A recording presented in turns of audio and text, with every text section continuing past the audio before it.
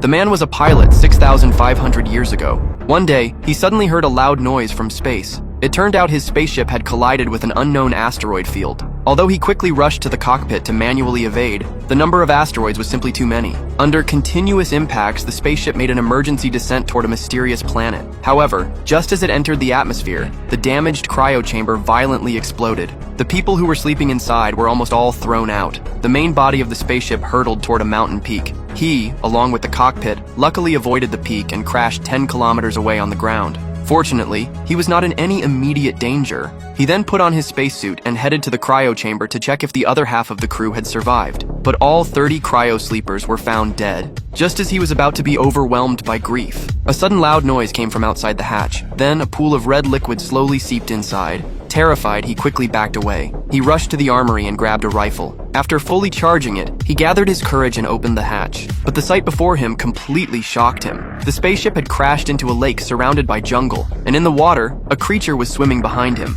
Realizing he was the only survivor, he fell to his knees in despair. He considered sending a distress signal to his home planet, but thinking he was the only one left, he saw no point. So he stepped outside and removed his helmet.